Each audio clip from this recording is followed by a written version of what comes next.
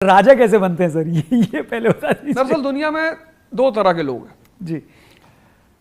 2% राजा है और 98% प्रजा है। आमतौर पर मैं क्लास में मजाक मजाक में उनको भिखमंगा भी बोलता हूँ। मैं कहता हूँ ये भिखमंगे, पर वो मैं ह्यूमर में कहता हूँ जी। राजा जो है उसकी इंप्लीमेंटेशन पावर बहुत अच्छी होती है। वो सिर्फ प्लान नहीं करता, उसका फॉर्मूला होता है P=P+P। Preparation is priority plus planning. तो राजा की पहली क्वालिटी ये होती है कि वो जिस चीज की भी प्रिपरेशन करता है पहले उसके प्रायोरिटी सेट करता है। जैसे अब लड़का IAS की तैयारी कर रहा है, उसी में उसने प्यार कर लिया।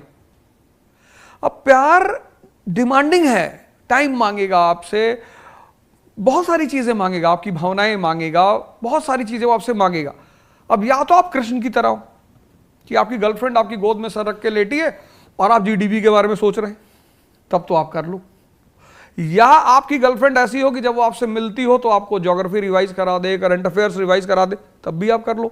लेकिन अगर आपकी गर्लफ्रेंड आपसे मिलने के बाद बताती है कि यार वो हमारी बुआ जी पापा से मकान में हिस्सा मांग रही, तब वो घातक बन जाएगी।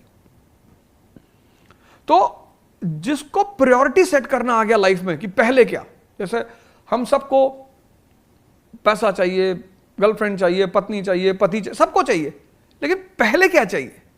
उस पहले से जिसने वो पहला डिसाइड कर लिया। जैसे तेंदुलकर साहब है, सचिन तेंदुलकर है, 20 साल में महानतम क्रिकेटर बन गए, सब कुछ उनके पास खुद ब खुद आ गया, उन्हें किसी के पास नहीं जाना पड़ा। जैसे हमारे मोदी जी हैं, प्रधानमंत्री हैं, आज स्वयंवर कर लें, कल लोग शादी के लिए आ जाएंगे।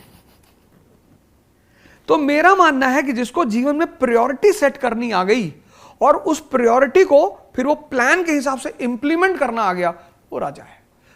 बहुत लोग मेरे पास आते हैं, सर हम IAS की तैयारी करें, मान लीजिए मेरा नहीं हुआ तो।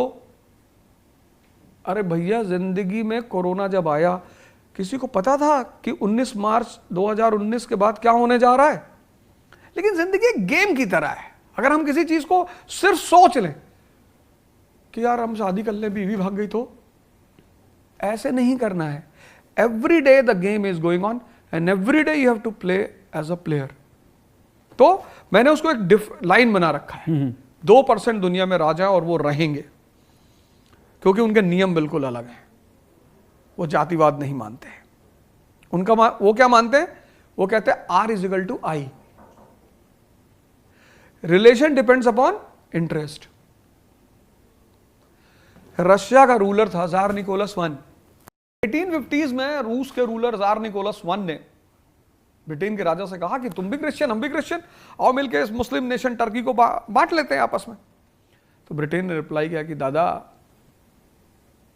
There are no permanent friends, no permanent enemies, only permanent interest. ये जो कॉन्सेप्चुअल क्लियरिटी है ना, ये एरिस्टोक्रेसी के अंदर है। एरिस्टोक्रेसी पता है कि लक्ष्मी जी सिर्फ विष्णु जी के साथ रहेंगी। स्त्रियां जो हैं इस धरती पे वो भगवान की रिप्रेजेंटेटिव हैं या खुद भगवान ही है, और भगवान और स्त्री को सिर्फ पावरफुल लोग पसंद है। गरीब भिखमंगों के साथ वो नहीं रहती। वो हमारा पूर्वांचल का लड़का रो रहा है, सर वो मुझसे बात ही नहीं करती, तुम भिखमंगे, तुमको खाने की व्यवस्था नहीं है। तो जिसके कॉन्सेप्चुअल क्लियरिटी है कि पार्वती जी शंकर जी के साथ रहेंगे, शंकर जी विष पी सकते हैं, तुम एक ग्लास कायदे का प्योर दूध पी लो तो तुमको लीकेज शुरू हो जाए, और गर्लफ्रेंड ढूंढ रहे हो। तो मैंने उसको डिफरेंशिएट किया कि एरिस्टोक्रेसी के लॉज अलग हैं और कॉमन पीपल के लॉज अलग हैं। और मैंने इसको देखा हिस्ट्री में कि इंडस वैली सिविलाइजेशन से आज तक हर शहर हमेशा 2 भागों में बटा रहा, एक लुटियंस, एक नेहरू विहार, और ये कयामत तक रहेगा। तो लोग पैर ही छूते हैं क्योंकि अब वो जनता को पता नहीं है कि वाइब्रेशन का खेल नहीं पता। जैसे मैं अपने बहुत सारे वीडियोस में बोलता हूं कि भाई सुबह उठकर हर व्यक्ति को अपने माँ बाप का पैर छूना चाहिए। उसकी वजह यह है कि जो लोग हमें प्रेम करते हैं उनकी वाइब्रेशन हमारी तरफ बहती है। तो बहुत सारे बच्चे कहते हैं सर हम तो बाहर रहते हैं, हम दिल्ली में रहते हैं, हम इलाहाबाद में रहते हैं। आप सुबह उठिए, सबसे पहले फोन करिए कि पिताजी पैर लागी, चरण स्पर्श, तो भी उतना ही भाव उठेगा। वो जो भाव उठता है, ये ठीक है, हाई फाई भी अच्छा है, थम्स अप भी अच्छा है, हेलो हाई भी अच्छा है, पर किसी भी चीज की जो वैज्ञानिकता है, अब आपके पिता को आपने सुबह सुबह उठ के कहा कि पिताजी चरण स्पर्श, माताजी चरण स्पर्श, एक भाव उठा कि यार मेरा बेटा मुझे डेली याद करता है, तो उस भाव दिन भर आपको प्रोटेक्ट करेगा। उसी को अध्यात्म में सुदर्शन चक्र बोलते हैं। तो आप माँ बाप के घेरे में रहेंगे, आप गुरु के घेरे में रहेंगे, ऐसे कई सारे घेरों में रहेंगे तो चुनौतियां आसान होती चली जाएंगी। तो लगी सर आशीर्वाद।